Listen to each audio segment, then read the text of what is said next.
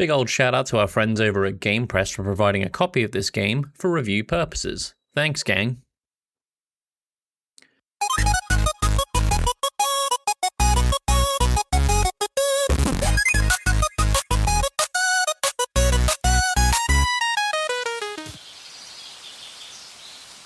Hello, this is Tim at Wembembo on Everything, back with another episode of DLC, this time looking at Cloudheim, developed and published by Noodlecat Games and released on December 4th, 2025, so very recent this month.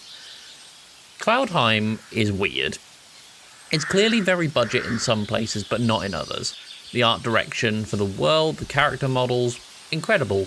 UI, gameplay, feels budget. Let's dive in.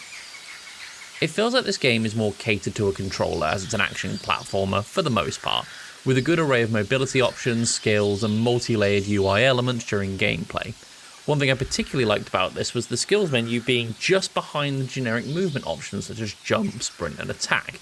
It sounds odd to have your skills tied to a menu that's behind your basic mobility options, but it just kind of works. You just press left trigger and you've got the option to do whatever skill it is you're looking to do. It's snappy, it makes everything you're doing feel more deliberate and in control, and swapping between these two menus was just quite nice. I mentioned the world design earlier. It's a fantasy setting, so, expect forests, castles, swamps, snowy mountains, etc. And it looks pretty good. The concept of the environment, while a little generic in their concept, had some really good stuff in there. I can remember leaving a lovely and inviting looking forest that served as the game's tutorial and going through a castle door into a snowy mountain. While the transition itself was a little bit jarring in terms of environments, what I was presented with was a giant Halo-esque ring that was broken over the horizon. And it led to a bunch of questions. It had a sense of mystery. What is the structure? What purpose did it serve? Am I going to go there and check it out later? I really hope so. And some of the animations and effects are pretty nice. I'm saying some because I do have some pretty major gripes with the combat animation for some of the playable characters that I'll get into soon, but for the most part, they're solid enough. Some feel like placeholders, which is fine. To my knowledge, this game, certainly when I played it, was in early access. The last positive thing I want to talk about, and I'm using positive in air quotes, is there seems to be a pretty robust town builder aspect to Cloudheim. You're given a grid, and you build forges and houses and farms and whatever. It's good for those that enjoy it. I personally don't care for it. Whenever a game does this to me, it makes it feel like they're trying to do a bit of everything, and it takes focus away from the core gameplay, which here is action platforming. It's fine that it's there, but in the game's current state, it feels like it should be focusing more on the moment-to-moment gameplay. On to my negatives, though. I tried this game on Steam Deck. Don't try this game on Steam Deck. I was met with a sub 10 FPS starting area, followed by a hard crash after moving about 15 feet forwards. I thought this would be a one-time thing, so I tried it again, found it to be consistent. Moving to PC, had a much better experience in terms of performance, but I think the main issues that I experienced are more to do with the game itself as opposed to the platform that I played it on. On to the actual game itself and my gripes. It's going to sound weird starting off the gripes with a positive, but I've had to re-record this because I went into the game to grab some examples of some issues I was experiencing with the menu and some of the options available being nonsense, and they've actually updated it in the last 24 hours at the time of recording, so they have completely addressed every single concern I have with the menu. I've got to give them prop. Good job. I have gone back, though, and tested the other stuff that I took issue with in this game, so these issues will remain. Some UI elements are clearly either placeholders or they're just unfinished. There's some really nice font choice for the maps, for example, or for some of the dialogue that you have with some of the NPCs around the world. But then you look at things like signposts and notifications and the lucky loot notification that you get for opening some chests, and it just feels inconsistent and disjointed.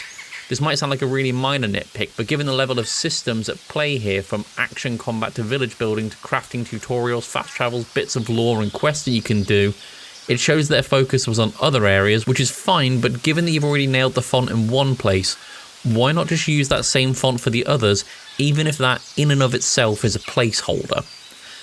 I briefly mentioned some of the combat animations earlier. For a game whose core gameplay loop is around platforming and combat, they really haven't finished a lot of their animation work. If I were to refer to the book, The Animator's Survival Kit by Richard Williams, he makes a very clear point to establish the 12 key principles of animation, and they're as follows. Squash and stretch, anticipation, staging, straight ahead, pose to pose, follow through, overlapping action, slow in and slow out, arcs, secondary action, timing, exaggeration, solid drawing, and appeal. I won't detail everything in terms of what the definitions of those principles are, but from where I'm sat, it feels like a lot of these combat animations, and to an extent some of the platforming animations, especially coming off of Win platforms, meet about 2 or 3 of these principles. This results in the animations themselves feeling really flat and having to rely on the hair and cloth physics and visual effects to do a lot of the heavy lifting. Sometimes this is successful, sometimes it's not. It's a real mixed bag. And I get it, animation can be a long, tedious and expensive process, but the game's focus is on action platforming, and it needs to feel good to play in order to be engaging with the player. Some of the creatures in this game meet those principles, along with some of the effects like explosions and rocks crumbling, but the 2 biggest offenders here to me are the player character and their weird pet thing they keep in the village area. To me, as someone who normally likes little goblin creatures, the player's little pet thing is just really unappealing to look at both on a design and animation level. It's weird to look at and it's weird to be around. And if there was a way to change it to a different pet, I certainly haven't found it.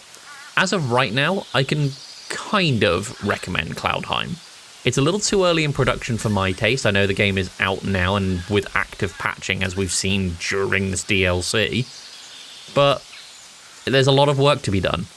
It's also just not my kind of game. So when it comes to this, when this game is a more complete state, it might be worth checking out.